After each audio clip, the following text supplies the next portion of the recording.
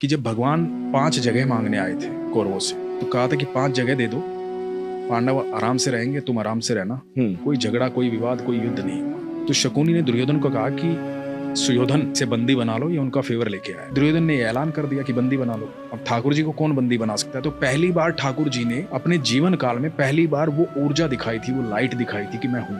अब उसके बाद कृष्ण वहां से चले कह करके कि अब युद्ध होगा, और धृतराष्ट्र ने राज ज्योतिषी को बुलाया ये जानने के लिए कि क्या होना चाहिए। उस समय कितने प्रखंड पंडित होते हैं, नक्षत्रों की दशाएं कैसे बता देते होंगे। बिल्कुल बिल्कुल। तो राज ज्योतिषी को बुलाया, राज ज्योतिषी से पूछा कि क्या करना चाहिए बताओ। तो राज ज्योतिषी ने कहा कि महाराज सुयोधन की कुंडली में राजयोग, कोई हरा ही नहीं पाएगा, निश्चित तौर पर विजयी होंगे, निश्चित तौर पर राजा बनेंगे, आप युद्ध करो।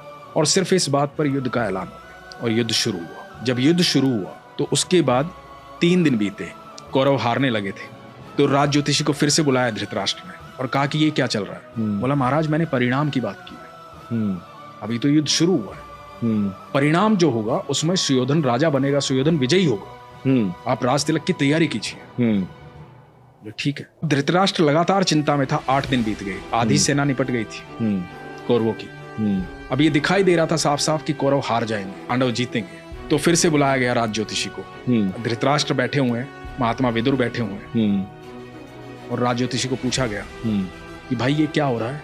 तो कह रहा था कि सुयोधन राजा बनेंगे। अब तो 8 दिन बीत गए, आधी से ज्यादा सेना निपट चुकी है हमारी। तो पता है राज ज्योतिषी ने क्या कहा था कि वहां कोई है जिसने नक्षत्रों की दिशाएं बदल डाली, कोई है जो समय और परिधि से परे है। हाँ। कोई है वहां। तो विदुर ने कहा था कृष्ण है वहां। हाँ।